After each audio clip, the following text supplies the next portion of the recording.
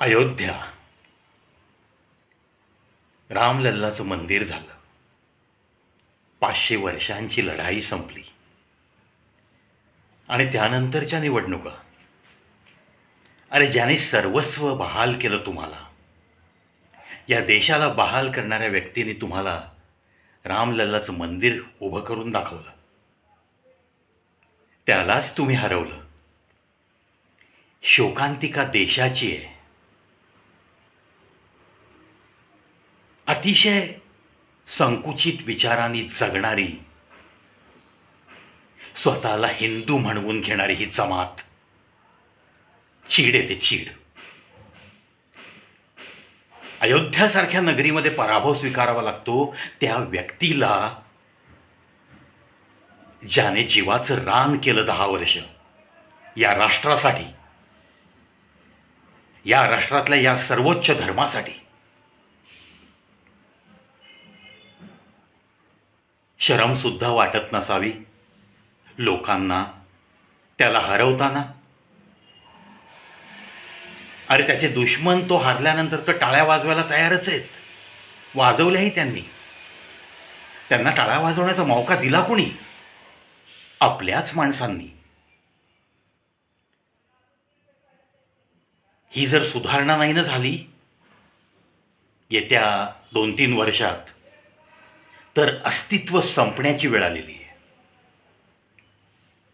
अक्षरशः अस्तित्व संपणं म्हणजे जे राष्ट्र आज तुम्ही तुमचं म्हणताय ना, त्या राष्ट्रात तुम्ही परके होऊन जाल.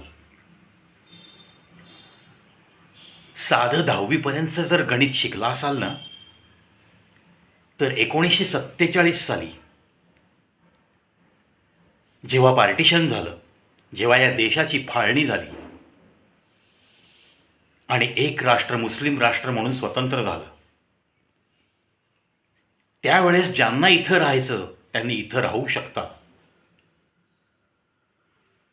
असा निर्णय झाला. त्यावेळेस किती होते हे लोक? फक्त 2 कोटी. आज ज्या माणसाने देशासाठी जीवाचं रान केलं त्याला किती मतदान झालंय? 37% फक्त. लाजिरवाणी गोष्ट आहे.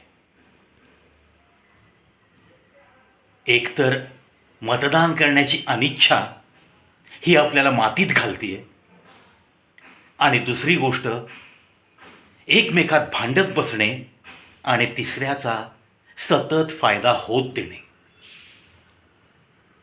त्या फायद्याचा हा उपयोग करत उद्या तुम्ही आम्ही मायनॉरिटी बनणार आहोत. हा धोका जर 10वी पर्यंत गणित कळत असेल आणि 47ची 2 करोड आज डॉक्युमेंटरी जरी झाली असेल 25 कोटी, तर ती नक्कीच 35 कोटीपर्यंत आहे. मग इथं आपल्याला कुठेतरी सावध झालंच पाहिजे ना. डेमोग्राफी बदलतीये देशाची, आणि जेव्हा डेमोग्राफी बदलते ना, तेव्हा मूळ जे देशातले लोक असतात ते विस्थापित होऊन जातात. देश दुसऱ्याच्या ताब्यात जातो. अशी अनंत उदाहरणं आहेत. आणि असं करत करत 57 देशांचे मालक झाले ती लोक, आणि 58वा तुमचा हिंदुस्तान टार्गेट केलेला आहे. झोपी गेलेली माणसं जर जागी नाही झाली तर 2029 is very much dangerous for our India. Be cautious. चला सावध होऊयात. आपल्या देशाची डेमोग्राफी बदलली जाणार नाही यासाठी प्रत्येकाने आपल्या आजूबाजूला चौकस नजरेने पहा आणि कायदे कसे बदलतील याच्यासाठी पाठपुरावा करा. जो व्यक्ती देशासाठी जीवाचं रान करायला आलाय ना, त्याला साथ देण्यासाठी, थोडीशी मदत करण्यासाठी पुढे व्हा, एकत्रित व्हा.